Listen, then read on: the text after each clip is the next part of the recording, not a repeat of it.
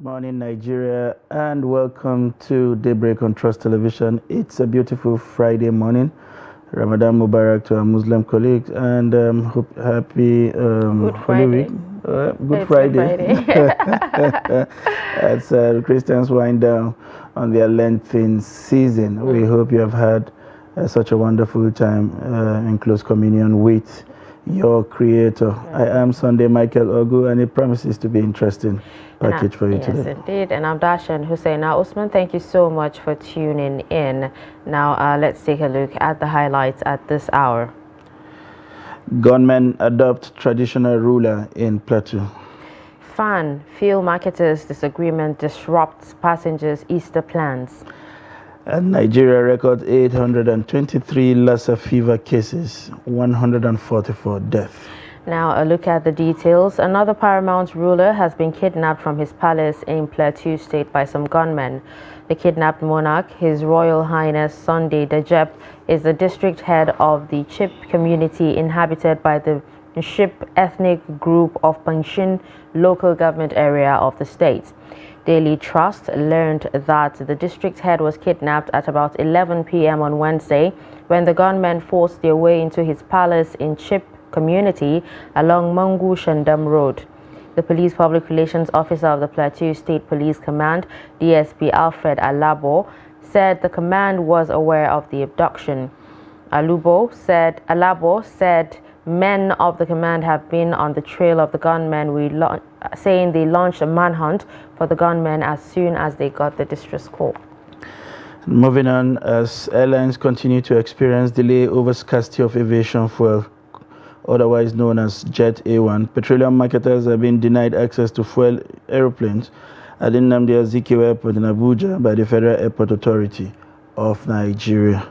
According to the Chief Commercial Officer, Green Africa, Obi Mbanuzo, FAN is restructuring the marketers' access because they failed to comply with his impromptu 100% increment in apron pass charges. He said FAN is currently restructuring access to all fuel marketers in Abuja. The reason is that they instituted a 100% increase in the apron pass charges and required them to pay as soon as possible. No fuel marketer are currently being allowed into the apron, so no fuel for vendors. Many airline operators like Ibom Air, Green Africa, and others have stated that flights are landing and have no fuel. The Assistant General Secretary Aviation Roundtable, Lumide Ihunayo, in his reaction to the latest development, said that they are using the fuel marketers as an example, but the charges affect everyone, including ground handlers. This increase is actually across board. However, many stakeholders have asked the questions of whether or not the marketers were carried along. All efforts to reach FAN for a comment on the issue proved abortive as at the time of filing this report. All right, no fewer than 823 confirmed cases of Lassa fever were recorded out of 4,108 suspected cases from 98 local government areas in 24 states in Nigeria. This is according to the Lassa fever epidemiological report for week 12 released by the Nigeria Center for Disease Control and Prevention on Thursday. The Lassa fever report from January to March 26, 2023 showed that 144 persons have succumbed to the disease with a case fatality ratio of 17.5%. The report also showed that 38 healthcare workers have been affected so far in the year. According to the World Health Organization, Lassa fever is an acute viral hemorrhagic illness caused by the Lassa virus, a member of the arenavirus family of viruses. Humans usually become infected with the Lassa virus through exposure to food or household items contaminated with urine or feces of infected mastomys rats. The disease is endemic in the rodent population in parts of West Africa. Now, Lassa fever is also known to be endemic in Benin, Ghana, Guinea, Liberia, Mali, Sierra Leone, Togo, and Nigeria, but probably exists in other West African countries as well.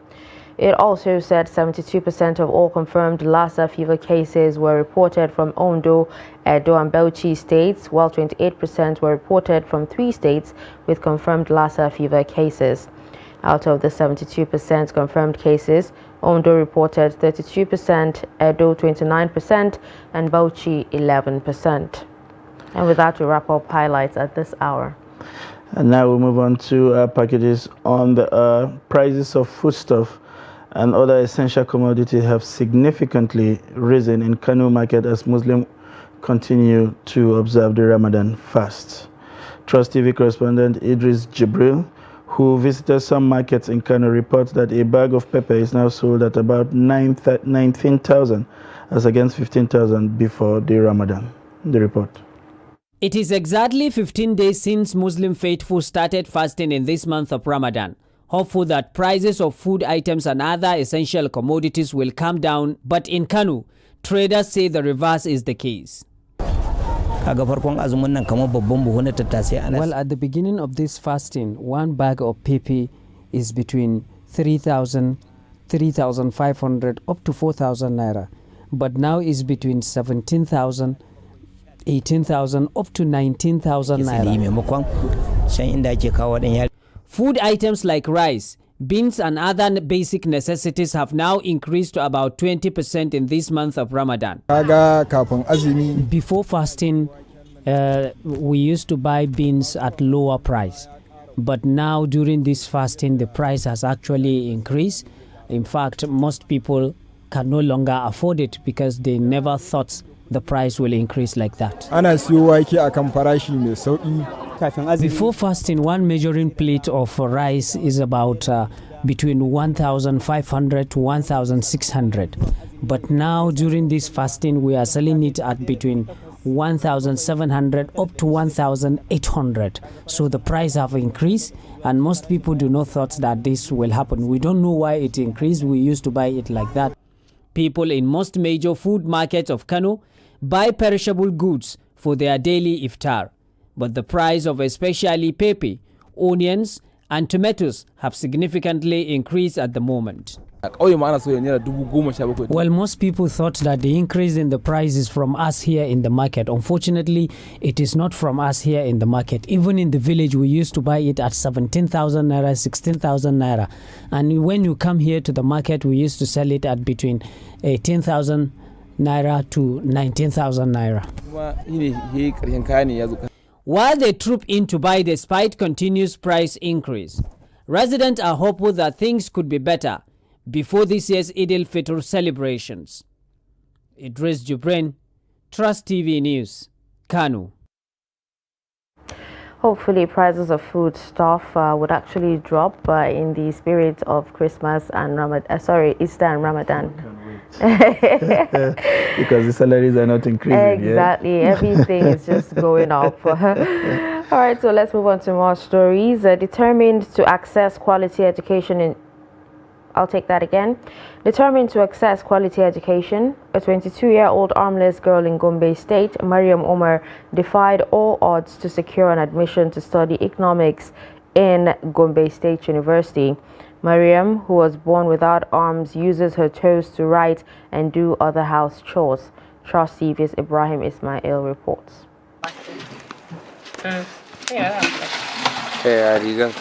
Undeterred by her condition, the armless-born Nigerian is very passionate about education and is more determined than other Nigerians who have all it takes to access education. The 22-year-old began to write with her toys at an early age as a primary school pupil. I do a lot of things for myself, like taking a shower, makeup, writing and cooking.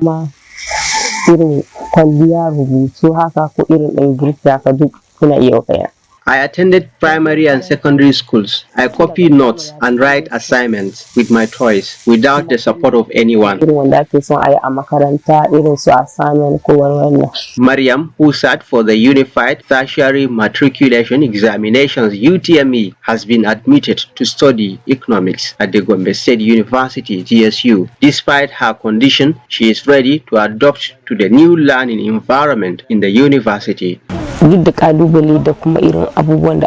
am ready to defy all challenges. One must struggle to achieve anything in life.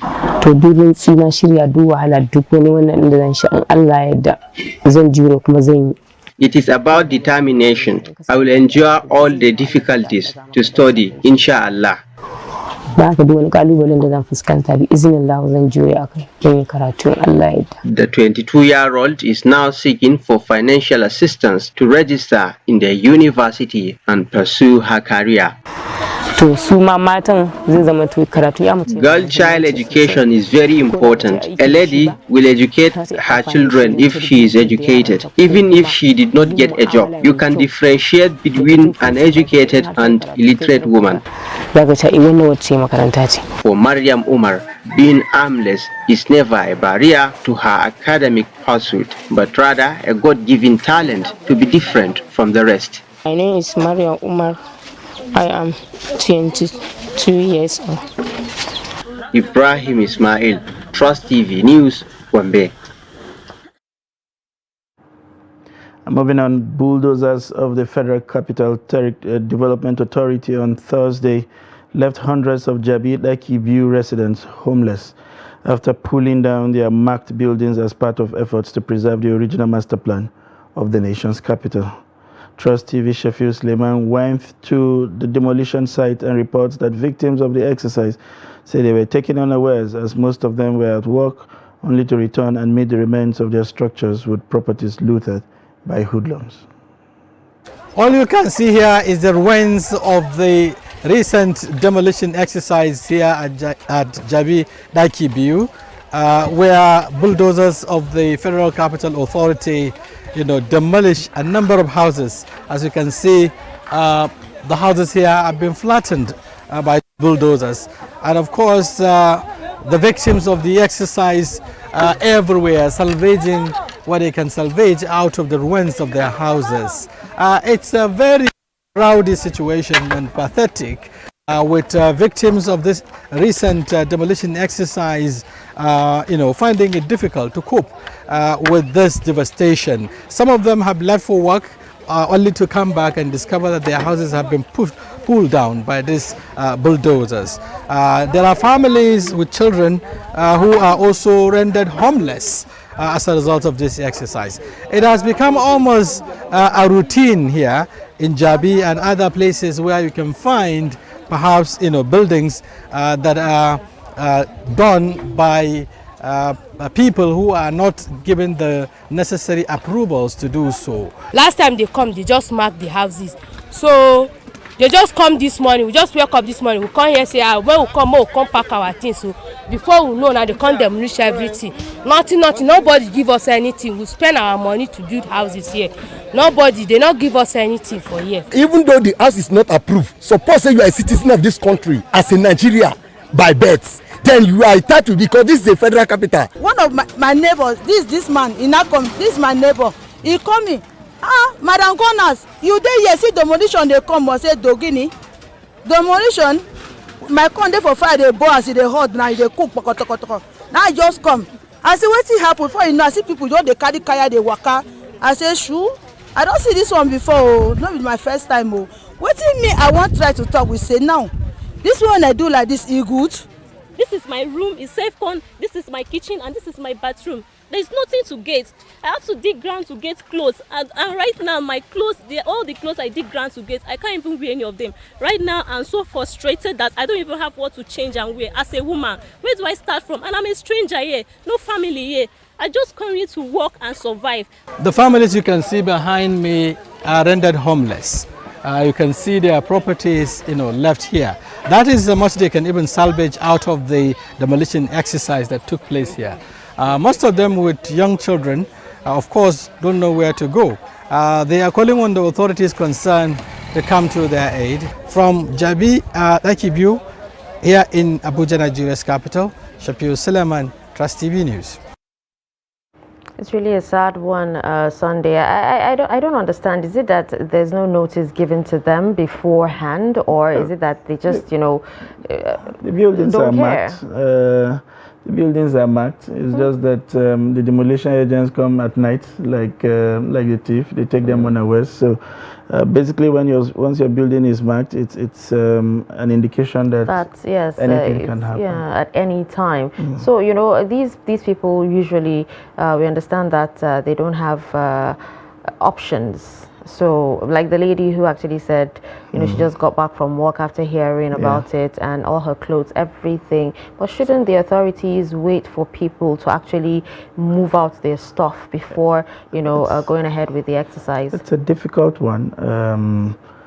You recall that in some reports that we have done in the past, when they come in, generally when these people are at home, they resist the demolition. Some of them would even remain in the structures, threatening that if you attempt to demolish, you will have to roll the bulldozers over their dead body. So it's a double whammy. There's no way you go about these things that doesn't cause heartbreak, So what happens to compensation now? Is there any? Well, they were not originally allotted the place. They were basically shanties, people who were hoping that they could continue to exist in that space for a while before the government thinks of coming. But the government, people are acquiring these places. Government is giving out a CFO. Somehow they have to take possession of what they have acquired, and it will be difficult for an individual to undertake things like this. It has to take a government effort. But now, with this latest development, some other communities are begging the federal government to make sure they give them enough warning before they come to bulldoze their houses. The argument would then be how much is enough warning. Exactly. Some of these places have been marked, for an upward of 6 months, but it still doesn't justify. Everything. We need to have a government with a human face. Perhaps we should start thinking of low-cost houses within the cities, because these people support operation within the cities, and whatever they earn, justifiably, it would not be able to afford a decent living space within the city. But as we have seen with the other part of the world, there are huge mass housing areas where people can pay stipend. Because, with all your fancy houses and the rest, if you don't have domestic staff, you yourself would not be able to accommodate, to inhabit that place and maintain it to the level of hygiene that is required. They provide very essential services, and we have to find a way to balance things up. All right, let's move on with more stories. Former President Olusegun Obasanjo has set an agenda for the incoming administration to urgently begin the process of national reconciliation and healing, saying Nigeria has never been so divided like now. Though the former Nigerian leader did not specifically mention the president-elect Bola Tinubu, he said the reconciliation should have the potentials of accommodating the feelings of the aggrieved and assuage the youth. Obasanjo spoke when he delivered a keynote address at a function in Abuja. Noel Sampson reports. A vast number of Nigerians are in agreement that the 2023 elections have led to a widening division along the country's ethnic and religious fault lines, leading to a yawning disunity amongst citizens. So persons believe there is no one more qualified than President Olusegun Obasanjo to prefer solutions to the very worrisome development. With the imperative of national value reorientation that Nigeria requires to build a collective sense of enduring and noble values and national belonging. 2. Governance in Nigeria now calls for thinking outside the box in terms of development financing.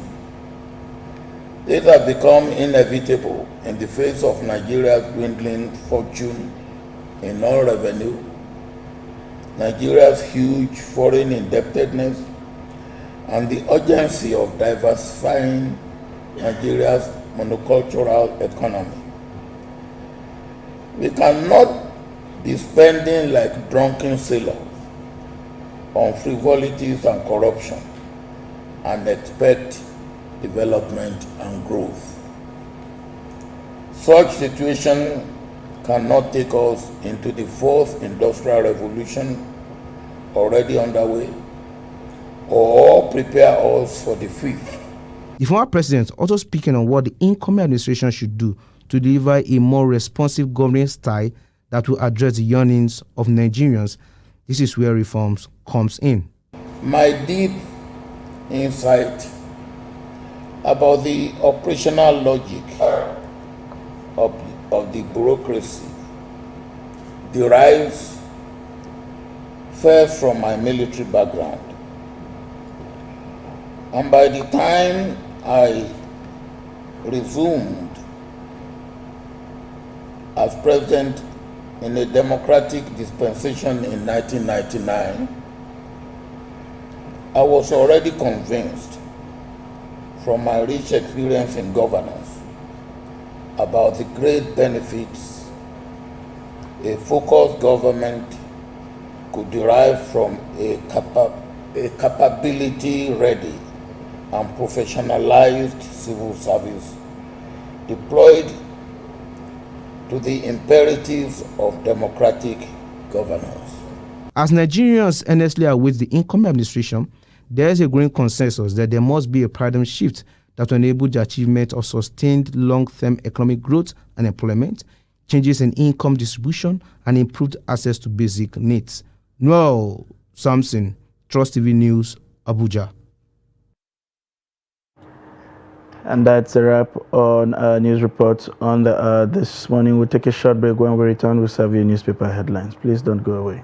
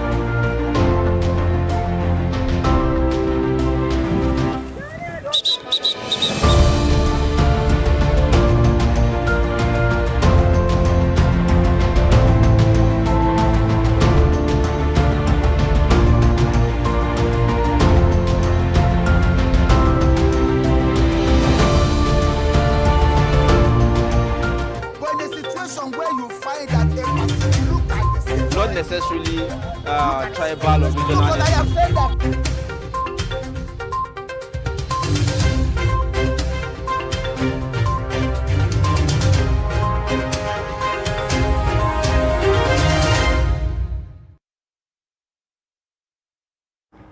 All right, welcome back and thanks for staying with us. If you're just joining us, you're watching Daybreak on Trust TV.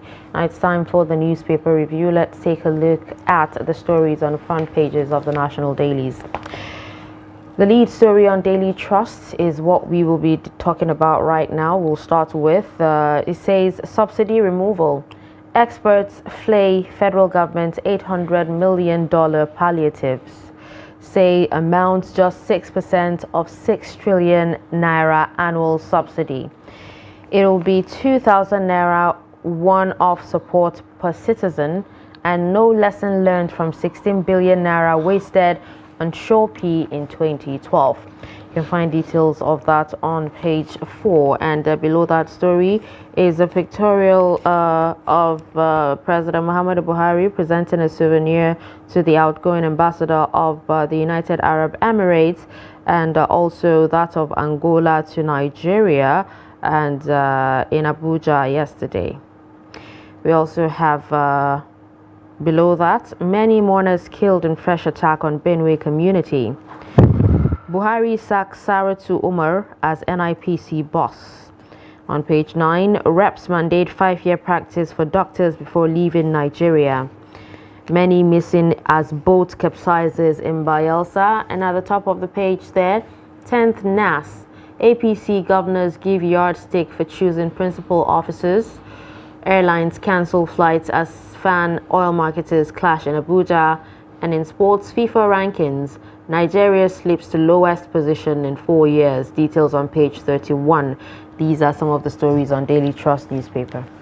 We move on to the Punch newspaper, which is celebrating its 50th anniversary of what has been a robust journalism over the years. The lead story here, entering government parties back military as defense headquarters rubbishes plot, says call illegal. INEC has announced President-elect entering government can't stand, DHQ warns. Calls for entering government a coup, treasonable, unpatriotic, APC, PDP, NNPP. And the military cannot interpret constitution, says Labour Party, tells DHQ to avoid politics. And there we have pictures of the IG decorating newly promoted DIGs and AIGs. I think we have one of the pictures there of Frank Umba, whom we have seen a steady rise from his days as the first PRO to Commissioner of Police and now DIG, if I'm not mistaken. And to other stories, Bua Foods grows revenue to 418 billion. And remain in Lagos for census, Ohaneze tells Igbos. And to other stories, Rep probe alleged 20 billion diversion from NNPCL officials. And SAC LP chair blames APC as police occupies secretariat. And killer headsman raids Benue community, kill policeman, 45 others. These are the major stories on the front page of the Punch newspaper. All right, let's take a look at the Nation newspaper today. And we have the lead story there, why Tinubu was elected by US-based observer mission. We have the writer that says NDI IRI leader Carson speaks on poll at meeting with minister in Washington, D.C. At the top of the page there, Macron seeks China's action to end Russia-Ukraine war. Leadership crisis tears Labour Party apart. Abure Apapa lay claim. And we have Obasanjo urges incoming government to begin healing reconciliation. Pressure on me to go into self-exile, Obi alleges. And we have just below the nameplates there, gunmen kill 3 policemen in Edo, 3 Lagos residents. And at the bottom of the page, mischief makers plotting interim government, says DHQ. No easy electoral victory again, Buhari tells politicians. And on the footnote there, Rivers APC suspends Amechi attacks Mogalo defends Shoyinka. And these are some of the stories on the Nation newspaper. Moving on to the Guardian newspaper. This morning, it's a different kind of headline. A protest, if you like. National Stadium of Shame. Fifth, 31 months after $1 million facelift. A big story is on page 4 and 5. You'll find it at the top of the famous National Stadium there in Surulere, Lagos. A project that was awarded in 2020 and completed in May 2021. And now in a complete sorry state. Obasanjo says 2023 polls shameful, urges next government to end ethnic division. And Labour unmoved, says FG wants to cash in on $800 million palliative. Questions over 12 billion airport fire struck. You'll find that on the transport page 20. And then NPCL hints at $40.8 billion gas pipeline amid push by Europe. And finally, confusion as LP headquarters witnesses siege. National Working Committee replaces Aburi as chairman. Okay, let's take a look at Nigerian News Direct. And from the top of the page there, recovery rate highest globally, says AMCON to NDA. Buhari fires Saratu Umar as NIPC boss. We also have the lead story that says post-election trauma. Confusion as LP leaders fight dirty over positions. Party NWC declares replacements. Embattled chair cries foul. Accuses APC of attempt to inaugurate illegitimate executive. NLC faults court judgment on sack of party executives. Says it is meant to decapitate leadership to weaken party. And we also have 2023 presidency. My counsel to Tinubu Atiku was to leave the stage for fresh blood, says Shoyinka. And these are some of the stories on Nigerian News Direct. And moving on to this day newspaper this morning, it's leading with the story Buhari, no more easy route to power than electorate. With the riders, happy voters rejected 10 governors' bids to Senate. Says 2023 poll result has changed nation's political landscape. Expresses belief politics will be difficult henceforth. Declares democracy as the best system in Africa despite military incursion. And bids Angola UAE envoy farewell. Of course, you also find pictures there of the chief of staff, the UAE envoys, as well as the Minister of Foreign Affairs there in a photo opportunity with the president. And to other stories, World Bank, Nigeria's growth recovery is still fragile as oil production remains subdued. 22 African countries at high risk of external debt distress, prescribes debt reduction, domestic revenue mobilization strategies. To other stories, $800 million World Bank support. NECA urges FG to prioritize fixing refinery above sharing palliatives.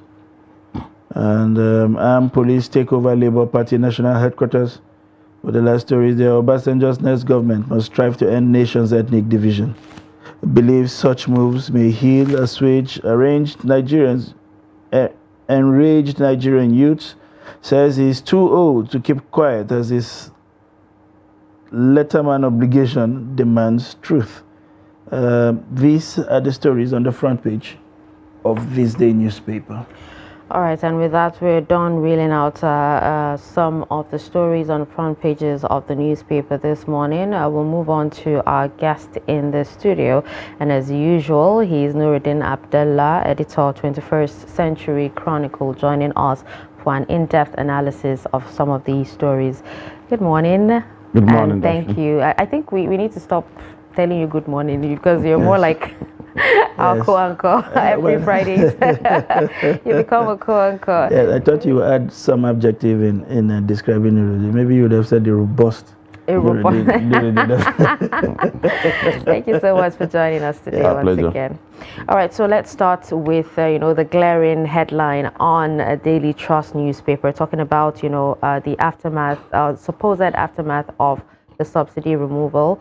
And experts actually flaying federal government's $800 million palliatives. We actually talked about this the last time, and a lot of people had concerns as to if these palliatives will actually get to everyone, considering, you know, how history is actually fed. And it actually said it will be 2,000 naira one-off support per citizen if this actually pushes through. What's your thoughts on this? So I think the palliative approach is too pedestrian, so to say. Particularly bearing in mind, I think it's a mentality of people in government that, okay, let them get something. Particularly if you look at what happened in 2012, when Jonathan increased the PMS price, you know, we had the Shuapi. I think up to now, I think EFCC or ICPC are still investigating some of these funds, you know, fizzle out. As even some officials arrested and arraigned. It is beyond handing out peanuts. I think maybe what the Tinubu administration should do is to go back to what Abacha did. Yes, we are spending 6 trillion annually on subsidy. Tell Nigerians what can this 6 trillion add to their lives. This is what I'm going to do. It should be project-centric, not handouts. It will be hijacked by party officials, people who are supposed to get it will not get it, people who are supposed to even give something, this handout from their pockets will hoard it, and so on and so forth. Look at what Abacha did with the PTF.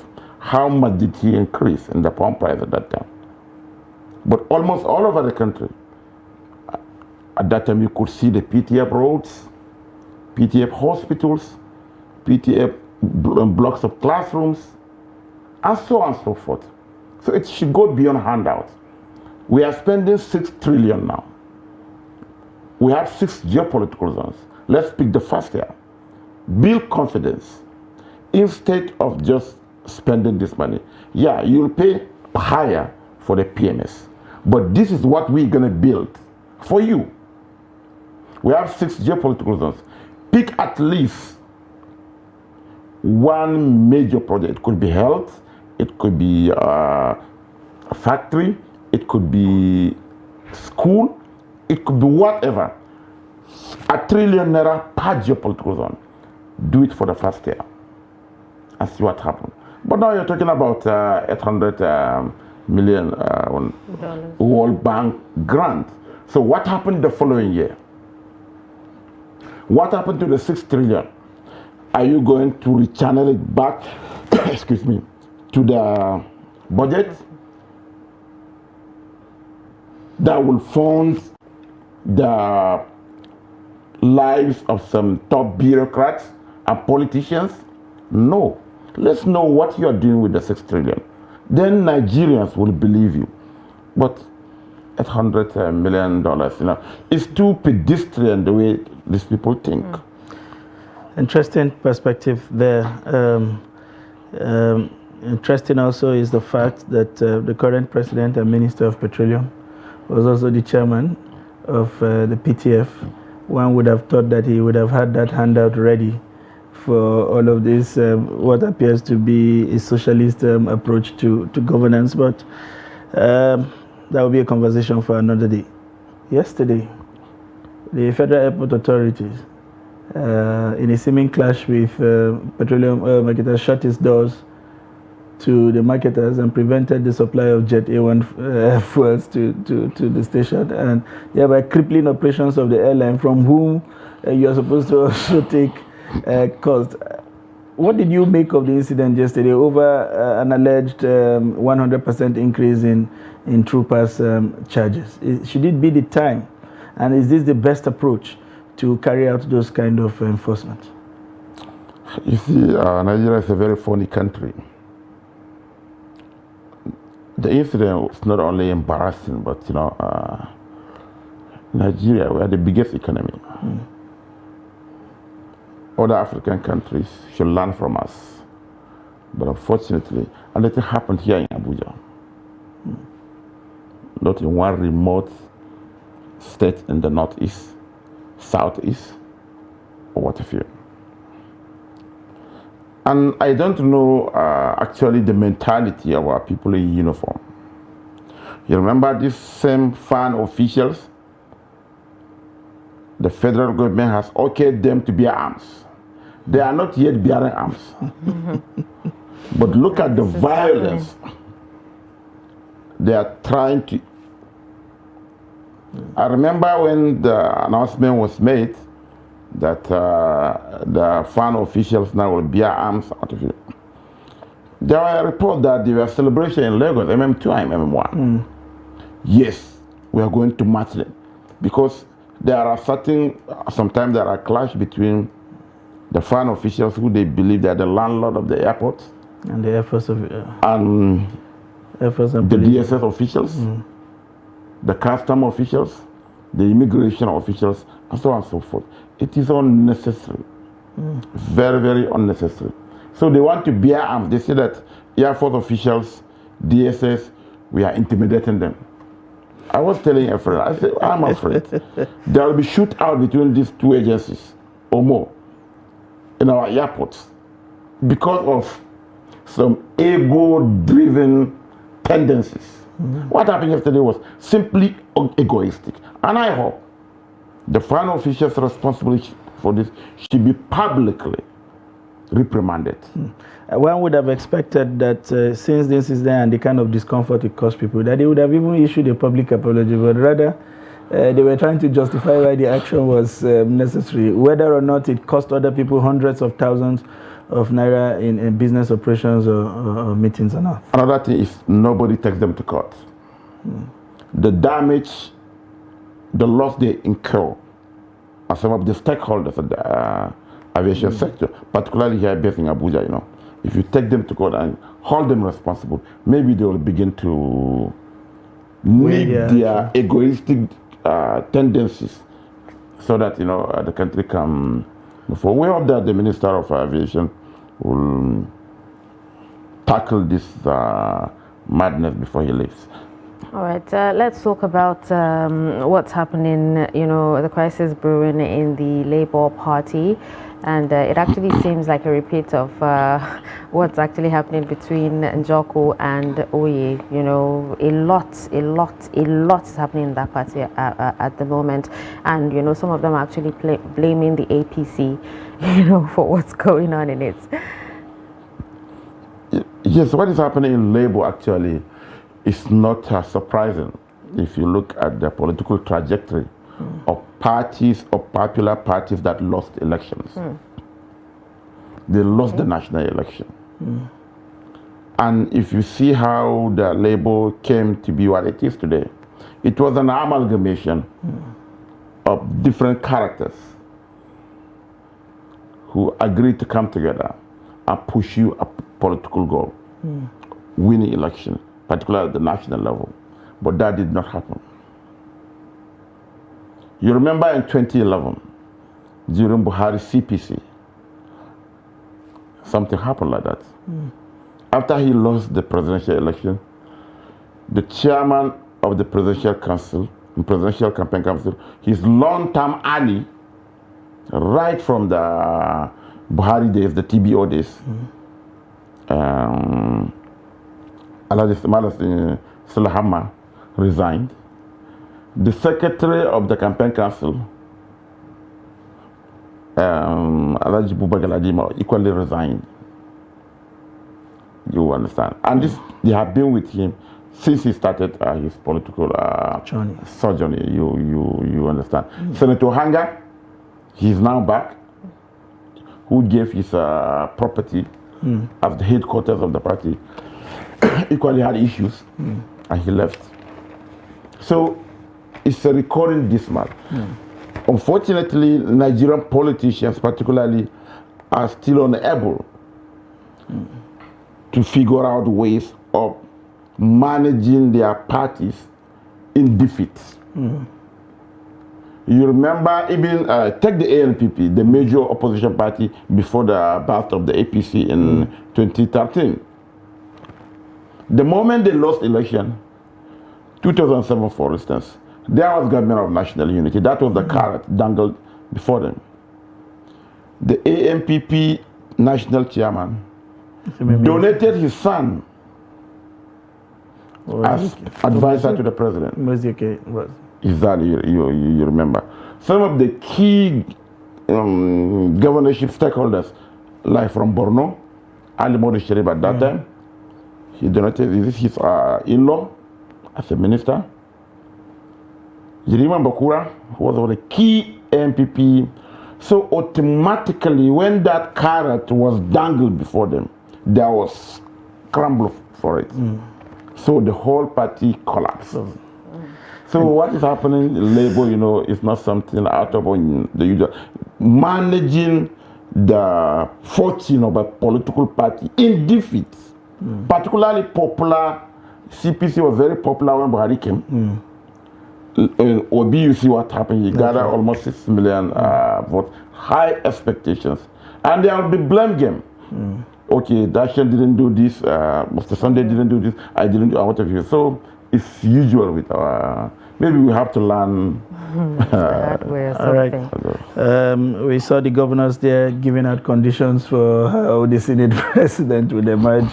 One begins to wonder, at what point would we ever allow the Senate or the National Assembly to decide on its own leadership, as we have seen in other climes? Well, you would say the president will have interest, but not to the level of then sitting there and setting criteria for what is supposed to be an independent arm of government and deciding for them who should or who shouldn't get. What's your take on this latest move by the governors? I think, you know, since the Obasanjo's presidency, the governors became the party leaders. So the party executives, unlike the Akinloye time of the NPN, for instance, where the party is everything, but now the governors are more powerful because they control fund. You remember in PDP when Alhaji Bamanga Tukur tried to reincarnate the supremacy of the party over everybody. You know what happened to him? He was booted out by the same governors. Now that's the situation we are. So because they have money? No. On Sunday, you will represent your senatorial district at the Senate or federal constituency at the instance of your state governor. He can deny you a ticket. He can instigate your recall and whatever, because you know the control resources. But I think there will be a paradigm shift now. We are not going to experience what we experienced in the last 8 years of Buhari's administration, because Tinubu is a different person from Buhari. You look at it now, he tells you that he doesn't have a candidate. But you know that is not true. Only that he is doing it in the most politically professional manner. Unlike what Buhari did in 2014, I don't have a candidate. Hours to the inauguration of the National Assembly, you called for a meeting elsewhere. And that was how Saraki and his men launched that coup, and he emerged as Senate President. You understand? Already the President has inaugurated through that letter. And you still call these people to a meeting elsewhere. The other came, and Saraki became the Senate President, and you see the confusion, all the what have you. But unfortunately, again, we hope it will be different now. Tinubu knows what he's doing. He's a professional politician. He's more dynamic, more experienced, more subtle. You remember how he got the party, the APC primaries, at the APC primaries? From the Emilio Khan, like joke. He's the president-elect now. That's how he will handle the National Assembly. You may not know these are his candidates, but he will work hard, lobby, and they will emerge. Okay. Well, I think with that, would actually wrap up the newspaper review right about now. But Mr. Nuruddin Abdullah, you actually still remain with us up until the next hour for our discussion. Thank you so much for coming into the studio to analyze the stories with us. All right. It's still Daybreak on Trust TV. We'll take a break and we'll come back at the top of the hour.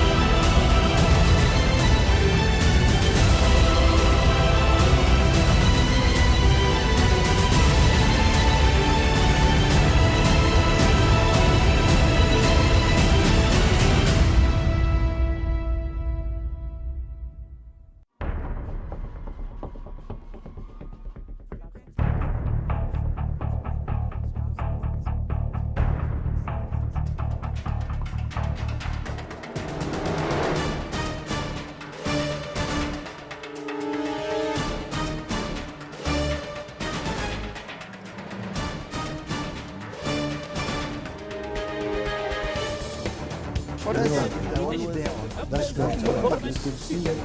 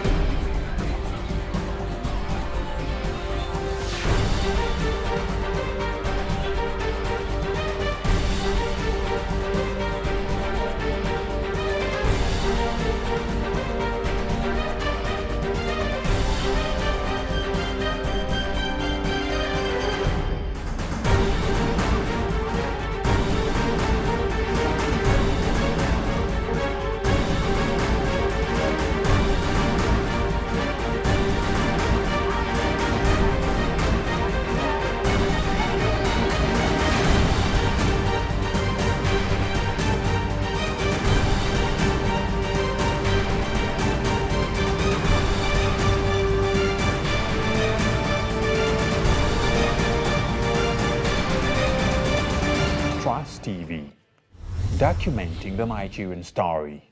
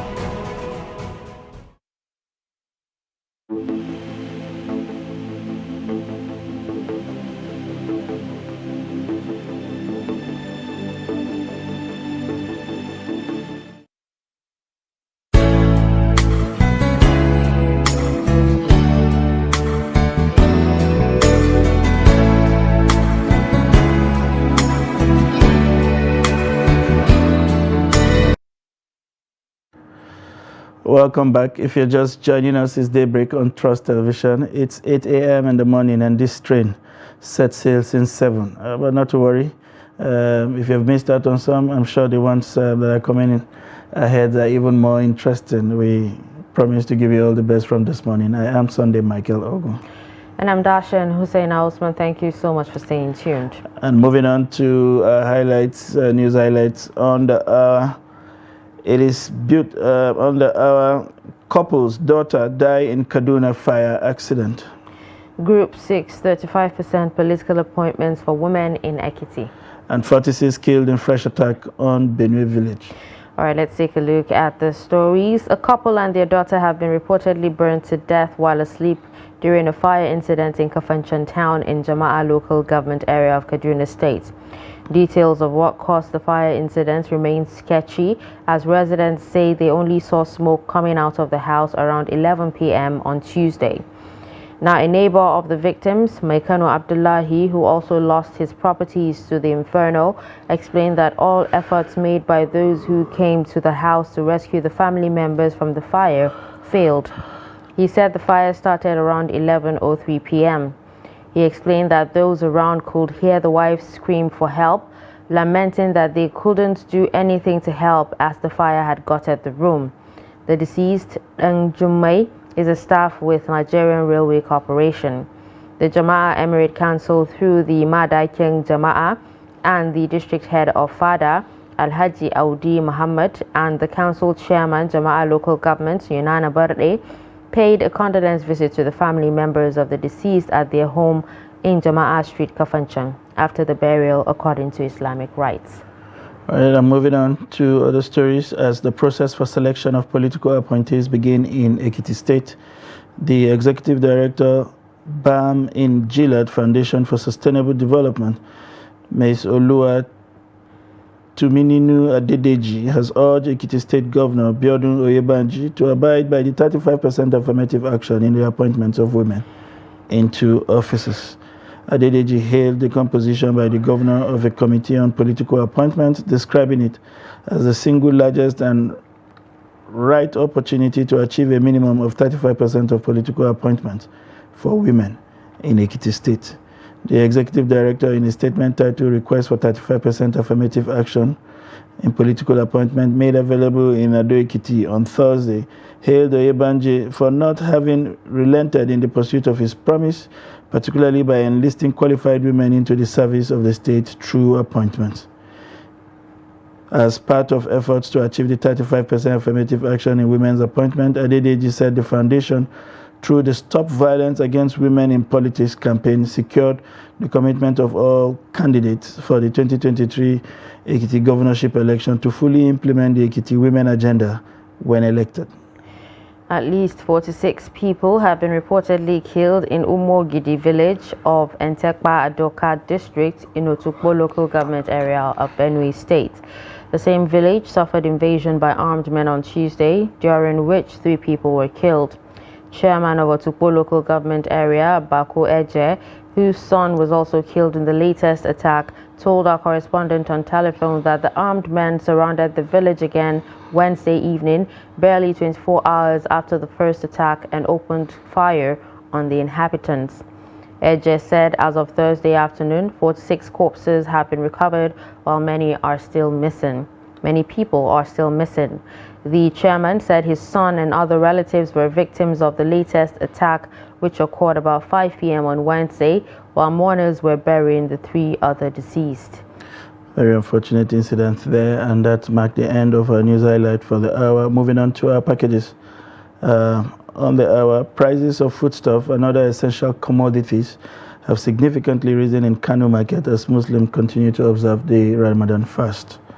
Trust TV correspondent Idris Jibril, who visited some markets in Kano, reports that a bag of pepper is now sold for about 19,000 naira as against 15,000 for the Ramadan. The report. It is exactly 15 days since Muslim faithful started fasting in this month of Ramadan, hopeful that prices of food items and other essential commodities will come down, but in Kano, traders say the reverse is the case. Well, at the beginning of this fasting, 1 bag of pepper is between 3,000, 3,500 up to 4,000 naira. But now it's between 17,000, 18,000 up to 19,000 naira. Food items like rice, beans and other basic necessities have now increased to about 20% in this month of Ramadan. Before fasting, we used to buy beans at lower price. But now during this fasting, the price has actually increased. In fact, most people can no longer afford it because they never thought the price will increase like that. Before fasting, 1 measuring plate of rice is about between 1,500 to 1,600. But now during this fasting, we are selling it at between 1,700 up to 1,800. So the price have increased, and most people do not thought that this will happen. We don't know why it increased. We used to buy it like that. People in most major food markets of Kano buy perishable goods for their daily iftar. But the price of especially pepper, onions, and tomatoes have significantly increased at the moment. Well, most people thought that the increase in the price is from us here in the market. Unfortunately, it is not from us here in the market. Even in the village, we used to buy it at 17,000 naira, 16,000 naira. And when you come here to the market, we used to sell it at between 18,000 naira to 19,000 naira. While they troop in to buy despite continuous price increase, residents are hopeful that things could be better before this year's Eid al-Fitr celebrations. Idris Jubrin, Trust TV News, Kano. All right, just like we said earlier, hopefully everything will actually work out since the Easter is just around the corner and people actually need to celebrate, and also, the Salah. Now let's move on. Determined to access quality education, a 22-year-old armless girl in Gombe State, Mariam Umar, defied all odds to secure an admission to study economics in Gombe State University. Mariam, who was born without arms, uses her toes to write and do other house chores. Trust TV's Ibrahim Ismail has the report.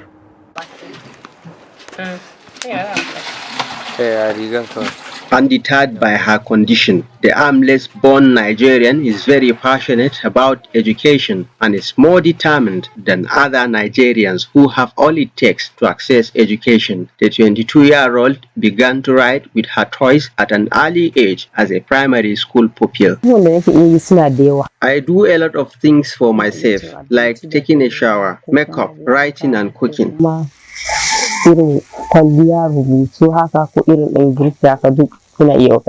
I attended primary and secondary schools. I copy notes and write assignments with my toys without the support of anyone.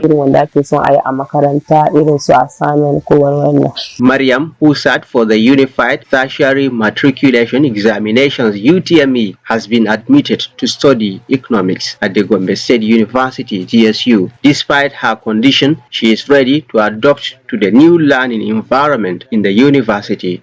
I am ready to defy all challenges. One must struggle to achieve anything in life.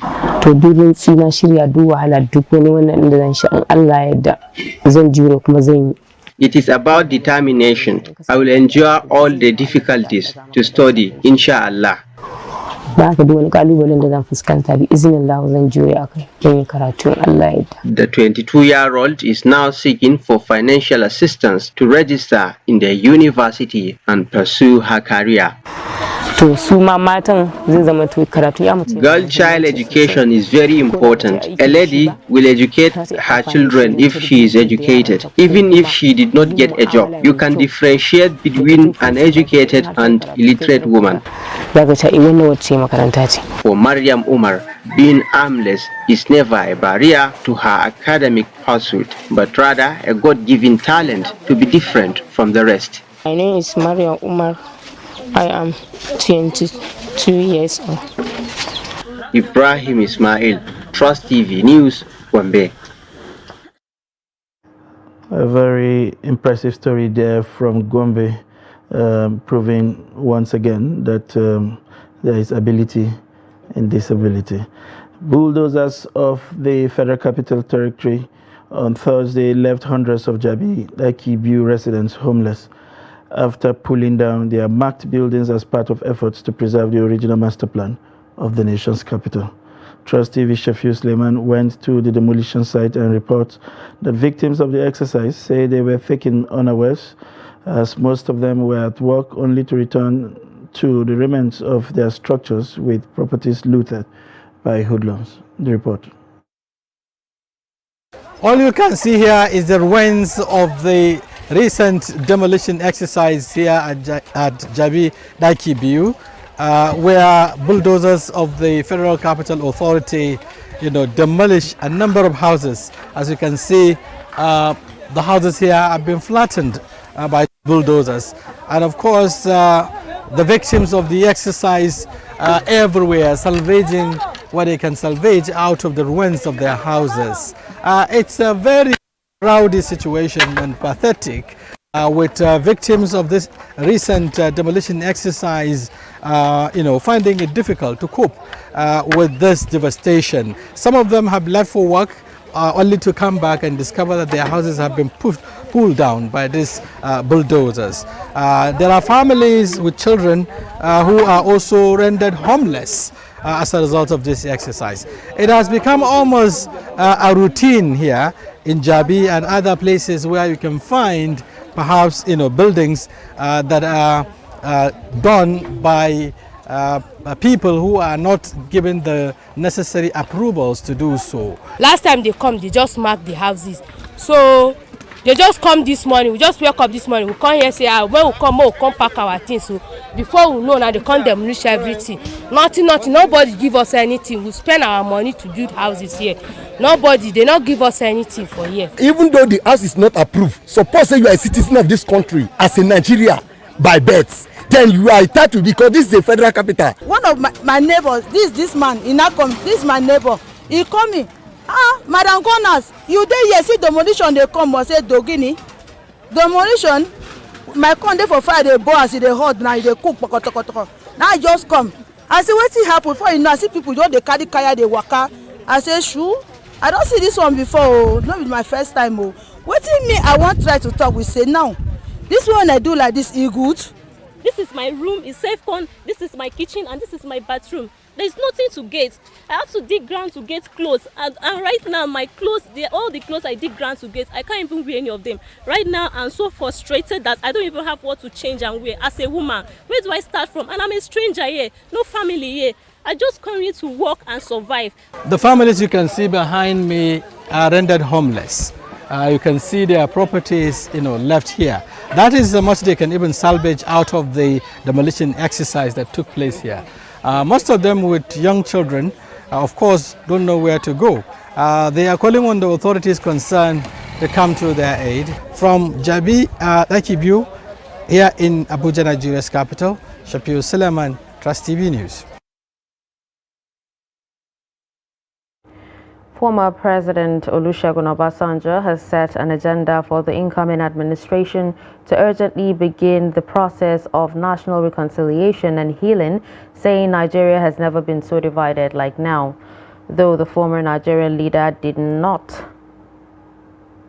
specifically mention the president-elect Bola Tinubu, he said the reconciliation should have the potentials of accommodating the feelings of the aggrieved and assuage the youth.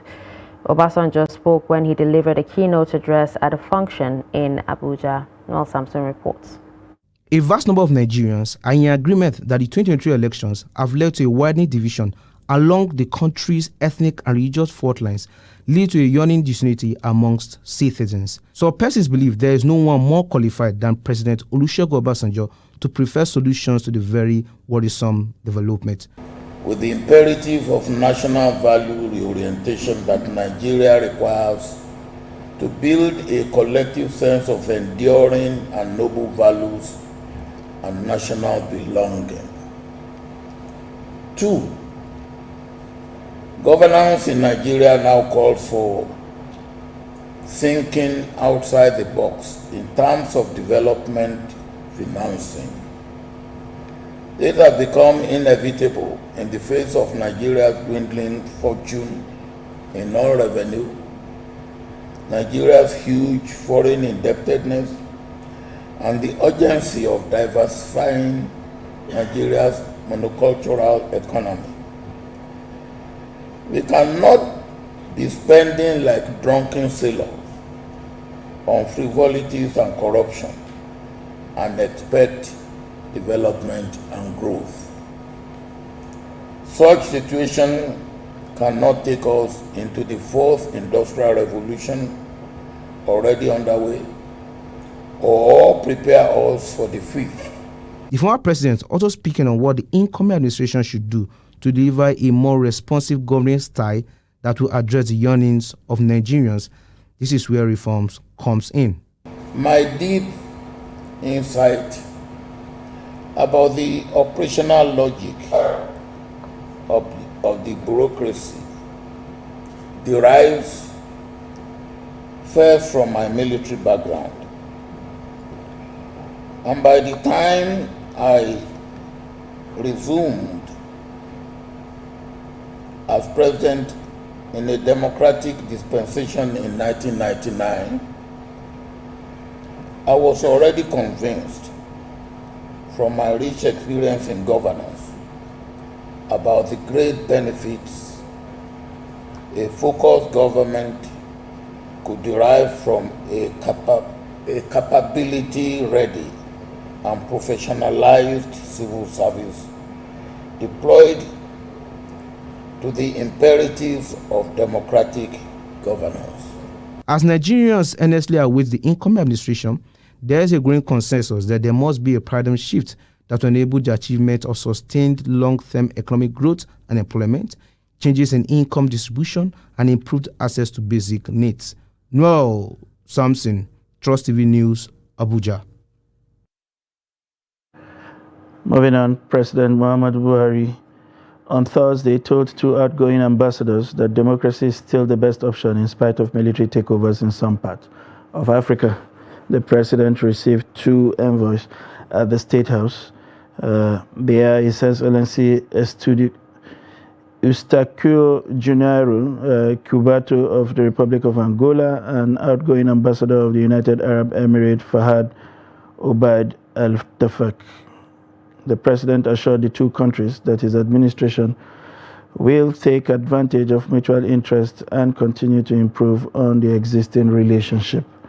In a statement released on Thursday by the special advisor to the president, Femi Adesina, the president, recalled the role that Nigeria played in the liberation of Angola, noting that the country deploys its resources to help sister African nations.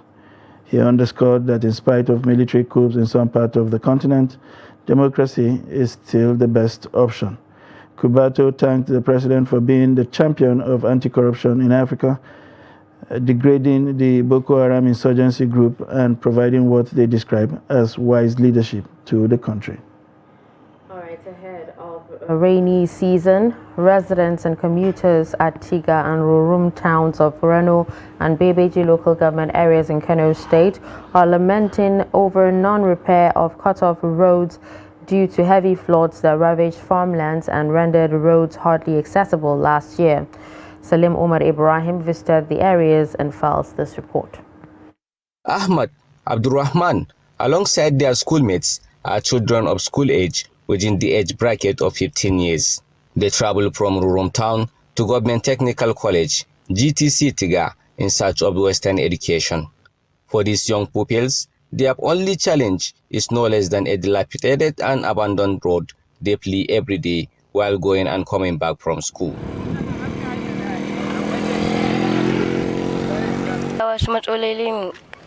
We are facing problems with this road while going to school. Sometimes we stumble on our bicycles and even break our legs or arms. When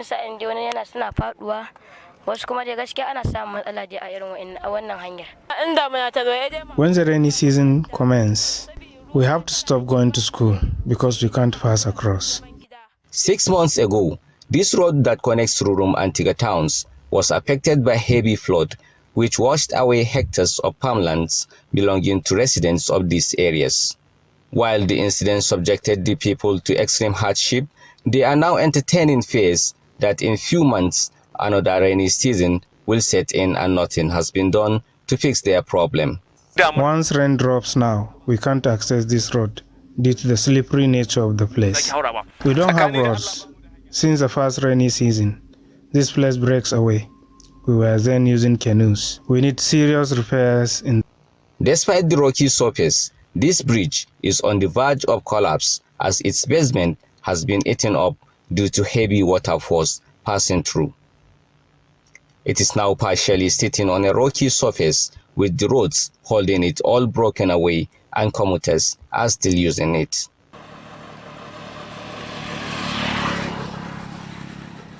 We need serious repairs in this place. All the other routes also have been affected by the water. Look at how water destroys the place, but nothing has been done so far.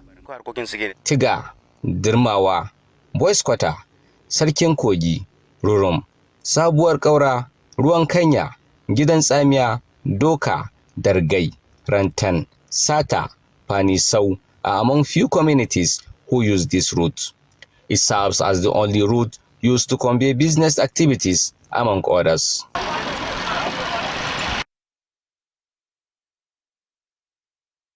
This rocky place was not excavated by humans, but rather by heavy water.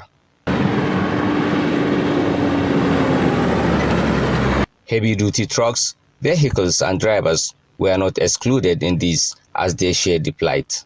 Look at how my truck got stuck due to bad road. The water has completely damaged the place. Before, we used canoes to convey people across, but now the water subsides. We now have to push them up. The residents and commuters are still suffering the trauma of the previous devastation as another rainy season sets in. Salim Umar Ibrahim reporting. Unfortunate incidents there from some parts of Kano, and that's it on our news highlights on the hour. We'll take a short break. When we return, We'll take our first conversation for the morning. Please stay with us.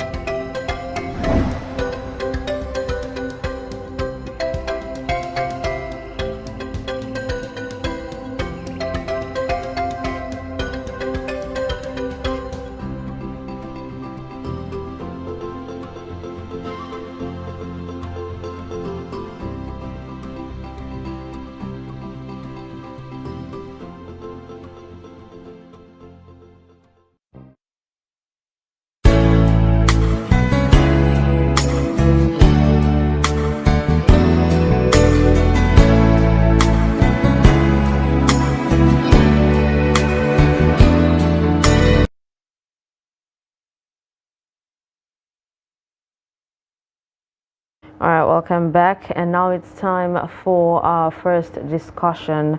Let's talk about Easter. Now, Easter is one of the central holidays or holy days of Christianity. It honors the resurrection of Jesus Christ 3 days after his death by crucifixion. For many Christian churches, Easter is the joyful conclusion to the Lenten season of devoted prayer, fasting, and penitence. Now we have joining us via Zoom Archbishop John Praise Daniel, Senior Pastor, Dominion Chapel International Church, and National Deputy President, Pentecostal Fellowship of Nigeria, to discuss the significance of Easter. Good morning, Archbishop, and thank you so much for joining us. And also in the studio, we have also in the studio, we have Nuruddin Abdullah, editor, 21st Century Chronicles. He was here with us the previous hour, joining us to, share with us the significance of, or his own take on why the Easter falling during the Ramadan season as well. Thank you so much for staying with us. My pleasure. Thank you, Bishop, for joining us this morning. And it's good to see you again, by the way. How would you describe this particular season in the life of a Christian, and what significance and a significant bearing, does it have on our Christian calling as a people? Thank you so much. We are here talking about the death and the resurrection of Jesus Christ. And we do know that this is usually preceded by the lengthy season. And of course, this is the Holy Week. And today, presumably, Jesus was crucified. And eventually, they call it Good Friday. And people are wondering, why Good Friday when you kill a man? Well, that's all in the plan and the purpose of God. It's Good Friday because if Jesus didn't die today, the plan of salvation would have been aborted. You remember in John 19, verse 30, when he said, I thirst, and he was given vinegar that was sour to drink, and he couldn't take it, but he bent down his head and declared, it is finished. It means the work of salvation is finished. The work of redemption is concluded, and man can now lay hold of salvation. It was the death and resurrection of Jesus Christ that brought the forgiveness of sins. Without the shedding of blood, the Bible says there is no remission of sins. So when Jesus died, was crucified, and his blood was shed, that was when forgiveness was made available. We also see a similar parallel thing that happened in Genesis chapter 50 and verse 20. Joseph was speaking because Joseph was a typology of Christ in the Old Testament. So Joseph was speaking, and he said to his brothers, "You turned it for evil by selling me as a slave into Egypt, but God meant it for good to save many alive." And you know, with that experience, Joseph eventually got to Egypt and became prime minister. And so instead of his whole family dying of starvation and hunger, he became the redemption. So he said to them, "You made it for evil, but God meant it for good." You know, and so Christians always believe that things sometimes that look like evil becomes good. Even the death of Jesus in 1 Corinthians chapter 2, verse 8 and 9. And the Bible says there that would the prince of this world did not know, because if they knew, they wouldn't have crucified the King of glory. But thank God that the evil people didn't know that the death of Jesus was actually going to bring redemption. So when they killed him on Friday thinking the worst was done, they didn't realize that the greatest and the good has been done. So the worst became the good, because without the worst, the good will not come. So it's Good Friday, because when Jesus died, he made the way of salvation, and people could have access to the forgiveness of sins and to redemption. So whatever that was meant for good, God turns it around. Meant for evil, God turns it around for good. Don't forget Romans 8 and verse 28, it says, "All things work together for good to them that love God and to them who are called according to his purpose." Amen. Thank you. Okay, now can you please tell us what the significance of the Lenten period is, and what or whom do Christians actually search for in this particular period? Well, the Lenten period is a period of dedication. It's a holy month, and simply waiting, fasting, and then remembering the agony that Jesus went through, before his crucifixion. And in most cases, it is the Orthodox churches, brethren, that observe Lent. Most Pentecostal churches and other churches usually will do their fasting some at the beginning of the year for 21 days, in January, some for 30 days, some 40, depending. So, but I know my Catholic brethren, the denomination, and other denominations observe the Lenten season very seriously. And I think just like Jesus, before he went to the cross, had to go for 40 days and 40 nights, fasting. So I believe that's the significance, to humble ourselves, because you see, fasting helps us to humble ourselves and then to appreciate the price that God has paid for our redemption, and to be able to dedicate ourselves. And it helps us to renew our strength. The Bible says, "They that wait upon the Lord, they shall renew their strength. They shall mount up with wings as eagles. They shall run and not be weary, and they shall walk and they will not faint." That's Isaiah chapter 40, verse 28 to 30. So fasting helps us to renew our strength. And then you also look at 2 Chronicles 7, verse 14. Says, "If my people which are called by my name shall humble themselves and pray and seek my face and turn from their wicked ways, then I will hear from heaven, and I will forgive their lands, and I will bless them, I will forgive their lands and cleanse them from their sins." So fasting helps you to humble yourself, to come before God in repentance, and to seek the face of God for healing. And there's no other time we need healing like now in our nation. So it's a time of fasting and praying and asking God to have mercy on the nation Nigeria. We all are all aware of the elections and what is ongoing. So we need the mercy of God. So it is in this fasting that we seek for the mercy of God, we seek for the forgiveness of God, and we ask God to heal our land. And truly Nigeria needs healing. And this Easter period, which also suggests a period of peace. Jesus speaking, he said, "In the world you will have tribulation, but be of good cheer, for I have overcome the world. In the world you shall have tribulation, but in me you shall have peace." That is John 16, verse 33. And Jesus said, "But be of good cheer, for I have overcome the world." So we have a lot of crises, a lot of problems, a lot of insurgency, killings, and all of that. But during this Lenten period, we're asking for the mercy of God. We're asking that God will look upon us and that God will heal our land and give us peace, fairness, justice, and move this nation forward. So that's the significance of Lenten season fasting as far as the Christian fast is concerned. And Jesus was speaking, he says, when you fast, he didn't say if you fast. It means when. It's a program that has to happen. Fasting is part of the program, is part of the teaching of Christianity. Now, no Christian should exhume or should exclude themselves from fasting at a certain period of the year. Thank you. Okay, so I was actually just going to ask, considering the last thing you actually said, I was going to ask this because a lot of Christians seem to not take the Lenten period, as serious as some would actually take it. Some would actually say that it's meant for a specific denomination. Is that true, or is it the whole of Christendom that's supposed to fast at this particular Lenten period? Just like I explained earlier, there are people that feel so attached to observing the Lenten season. And like I mentioned, especially the Orthodox churches, like the Catholic Church, the Anglican Church, the African Church, and many others like that. But there are the independent churches who don't really feel so tight to fast during the Lenten season, but have also, in one way or the other, find out the time that is most convenient for them, to fast and to pray. And in most times, it's still the same results that we get. So it is not bad. The Lenten season is still honored and blessed, wonderful time. Some of us who fast during the Lenten season, it may not be every day.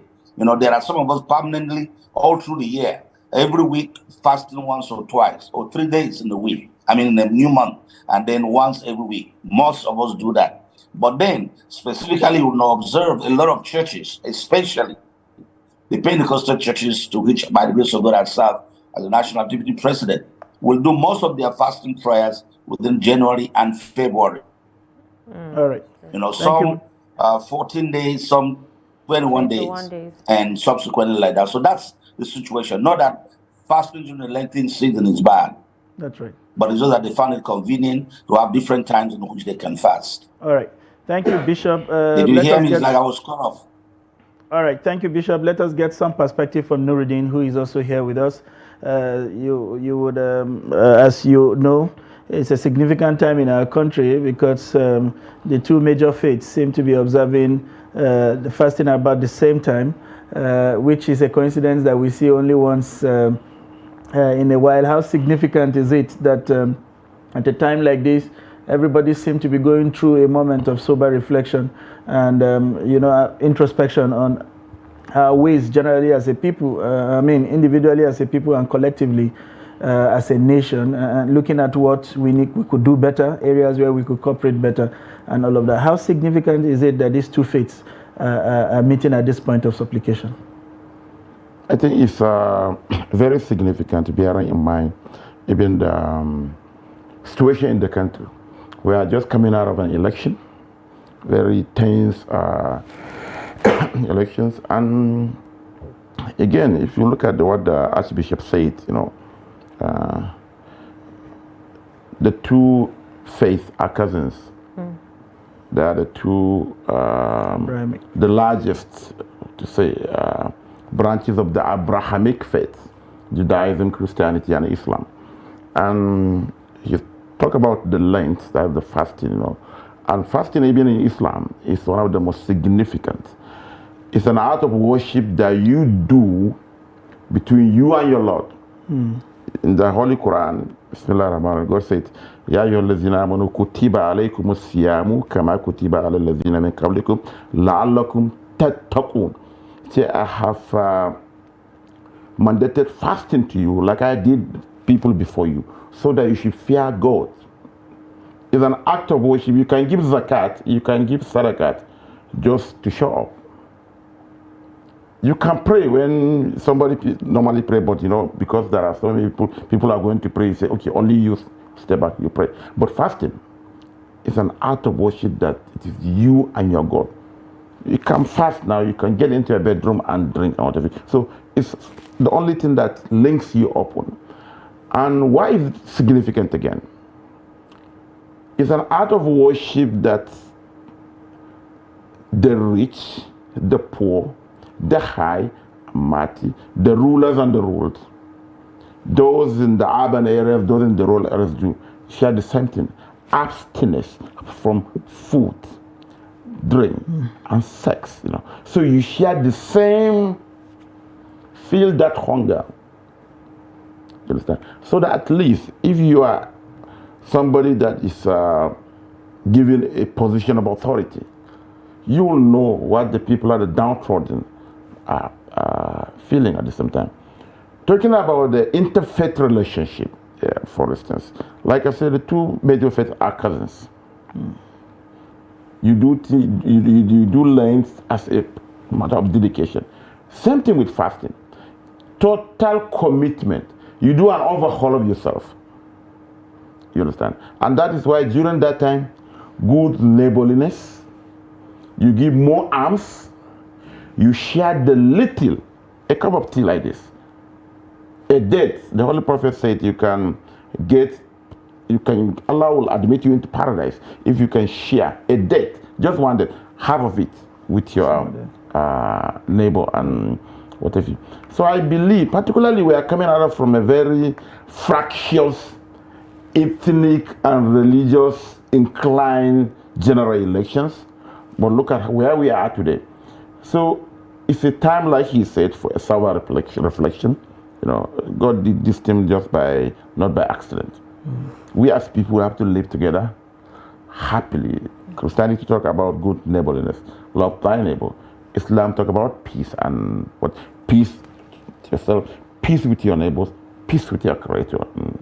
What does it mean to you? Well, this year you have Christians and Muslims actually fasting at the same time.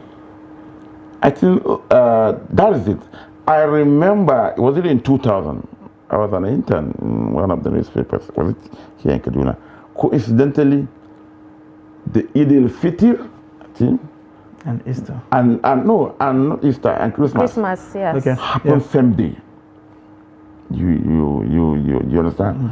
I think what this means simply is one faith cannot live on an island. The Holy Prophet of Islam, for instance, he provided the best example of how to live with those who don't even profess his faith. You remember the first hijrah, migration from persecution from the idolaters in Mecca was not to Constantinople, but to Ethiopia, to King Negus, a Christian king. It was a Christian king that gave sanctuary to fleeing Muslims sent by the Holy Prophet of Islam. So what else can you talk about? After that, Christians came to Medina. It was a Sunday, and the Holy Prophet of Islam provided them with his monks to conduct their Sunday service. So there are so many examples. All these rancors, but like I believe, most of it is political. The political class are just taking advantage of these lines, propagate them, so that they should continue to deceive, intimidate, and to siphon public funds. You understand? So there is, if you are a Christian or a Muslim, you have no business to go for each other's throne. And unfortunately, we go to mosques more than everybody. We go to church more than everybody. But the moment there is a misunderstanding because of a councillorship or local government election, the first target are these places of worship. I'm wondering. All right, Bishop, coming back to you, how do we begin to appropriate the teachings of these holy times in the way we live, and not just limit them to the period when we observe this fast or these holy months as they were, to something that become more or less a constant way of life that can become a reference point for how we are looked at, how we are considered as a people? Thank you so much, my dear brother. I believe that we are living in very wonderful times. I lost a bit of my setting, but I'm okay now. So, like Imam said, we can't be going for each other's throat when we're supposed to be living as one in a nation. I believe that, Jesus propagated peace more than anything. In fact, in Isaiah chapter 9, verse 6, he was called the Prince of Peace. So how can you be a Christian and become the Prince of Trouble? Where do we get that from? When Cain killed his brother, God called from heaven and said, "Where is Abel, your brother?" And Cain had the audacity to ask God, "Am I my brother's keeper?" But for crying out loud, Cain, if you cannot be your brother's keeper, then don't be his killer. And so we must agree. The Bible says the two great commandments, thou shalt love the Lord your God with all your heart and with all your soul. And the second one is like it, thou shalt love thy neighbor as yourself. Your neighbor can be a Muslim, your neighbor can be a Christian, your neighbor can be a Hindu, your neighbor can be a Jewish practitioner, whatever it is. At this most critical time of our nation, let me first of all use this opportunity to and thank God for Trust TV for bringing this up, to congratulate the winners of the just concluded election, the president-elect, Senator Bola Ahmed Tinubu, and all the other governors, senators, everyone. It may not have been a perfect election. There may have been flaws and things not done well, not uploaded on beavers, and all of those. I want you to know that we are not living in a perfect world. So the system can fail and all of that. And but whatever it is, I remember 1979, we had the same thing. All those who contested, talking about Zeke, Awolowo, the GNPP man in Maiduguri was Ziri. All of them gang up and they were going to court to challenge the election of Shagari. But thank God, eventually God gave us wisdom, and I don't know how the court eventually sorted it out, and we're back to stand as a nation. I want to say, please, let's shield the sword. The matter is already in court. Wonderful. If the court eventually decides otherwise, that this was the actual winner, praise God. But if not, and inauguration goes on, of course, which according to the laws and constitution of our nation, the inauguration should hold on the 30th, on the 29th of May. It goes on, and while the matters are still in court, let's be calm, let's be peaceful. But we also acknowledge that let there be fairness, let there be justice if we're going to have a peaceful nation. Let there be fairness in all the dealings with her, wherever. But if we now have a government coming in, let's have a government of national unity, a government of reconciliation. It's not winner take it all. Let's ask those that have won to be magnanimous, in whatever they're going to do, and embrace other political factors who may not be necessarily from the party that won, all across the states. And let's have peace. We don't have any other country we can call our own. This is the only country we can call our own. We can't run anywhere. One of my friends in Ghana, a bishop, told me, "Bishop, we are praying for you more than you are praying. Because if there is any problem in Nigeria, we Ghanaians were in trouble. You will come and oppress us and take over our land. So we want you to have more peace because we are over 200 million. Which country in Africa would take the refugees? Over 200 million people. So please, my people, we are first of all Nigerians, before we are PDP, APC, Labour, before we are Christians, before we are Muslims. We are first of all Nigerians. And let's honor that and ensure that the integrity of this country is preserved, the peace of this country is preserved. Every one of us has something to contribute to make this country a better place to live in, and especially our incoming leaders. We pray that God will give you the wisdom to navigate the board of our dear nation to safety. We cannot afford to have infighting, war, and all of that in our country. We have come a long way, and I believe it is time to look forward. We have prayed, like I quoted in that during the fasting and prayer of the Lenten season, and many of us fasting at that period of time. 2 Chronicles 7 verse 14. If my people which are called by my name shall humble themselves and pray and seek my face and turn from their wicked ways, says, then will I hear from heaven and I will forgive their sins and I will heal their land. And so I believe that we need to understand that. And God will heal our land. God will give us peace, and God will move this nation forward. I believe we need to be patient with each other. We need to preach the gospel of love instead of hatred. We need to talk about the good things God is doing for us as a nation together, not as divided, not as Muslims, not as Christians that didn't vote for this one. This one can't be my leader. No, let's be positive, and wherever that God puts there, God has a purpose. When I was thinking about this, God said to me, I called Cyrus and I anointed him. You did not even know me, but I anointed him for a purpose that he may fulfill my will. Isaiah 45, I think verse 5 and 6. So God can use anybody to establish his will and his purpose. And it may be shocking to us to find out who God might decide to use to change the fortune of our nation. Thank you very much, Bishop. We will now take final thoughts as well from Nuruddin Abdullah. You've listened to what the Bishop has said. You've listened to his admonition and charge to both the leaders and the led. I would like your final thoughts on this. Yeah, like you said, excuse me, the political leaders, the electorate, as well as the religious leaders have a key role to play. Maybe one thing I will add here is this. The religious leaders, you know, they are the leaders of the two major faiths. They should not just use their pulpits and rostrums for endorsement that we saw during the last elections, but they should equally hold the leaders accountable. If we do that, the religious leaders will get the respect of the electorate because they know they tell truth to power. But when they dine and wine with the political leaders, whether they are right or wrong, whether they pursue public-centric policies or not, two things will happen.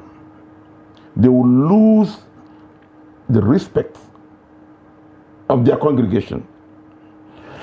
The political leaders as well, majority of them profess either of the faith. They are either Muslims or Christians. Therefore, they should not violate their own faith by using it to mount political positions, only to violate it by discarding the needs of those who elected them. It's a pact, and they should know that there will be a life after this life we have. Again, Buhari came 2015. Like play, like they said, in the next 2 months or less than even 60 days, he will be former Nigerian president if God spare our lives. So there will be life after power, and there will be life after the life of this world. You understand? In Islam, for instance, kullukum ra'i wa kullukum mas'ulun an ra'iyati. We are all shepherds, and we will be held account for all that has entrusted in us. So if you do this, you understand, there will be harmony, there will be peace between the leaders and the led, and there will be mutual respect. And the religious leaders, who are the spiritual guardians of the people, you know, who will get their respect, which is now fading away seriously. So I believe the convergence of the Christian Lent and Ramadan fast should serve as an aperture for us to seek forgiveness, to seek peace in the way we relate with each other. And again, more importantly, you know, the political leaders are one and the same. There is intermarriage between their children and what? They do the same business. But me and you will go fighting in their names. When they meet at the airport, they exchange banter, whatever. You say, look at these people. What have you? So I think this should be serve as an eye opener for them. Inshallah, things will be better for Nigeria and Nigerians. Things will be better, inshallah, for Nigeria and Nigeria. Bishop, I want to thank you so much for finding time to join us today from Lagos, from those words of admonition, for those insights, those wisdom that you have shared with us this morning.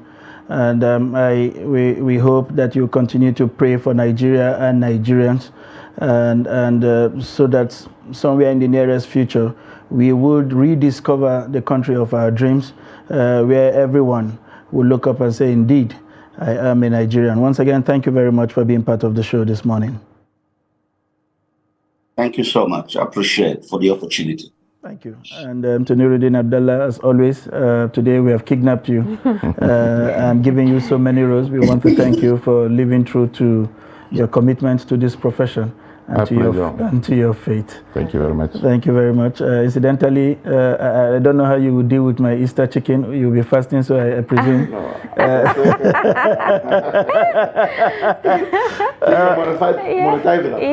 you can all do right. that. And to viewers at home, I hope somehow we have been able to bring you some indelible values. You've listened to all of our offerings this morning. We hope that you will be able to appropriate them in your individual lives and make your own community a better place. It is one family, one community at a time for us, and by extension, we would get it right as a country. I want to thank you very much for being part of this show. I am Sunday Michael Ogo. And I'm Darshan Hussaina Usman. Happy Easter in advance. Thank you.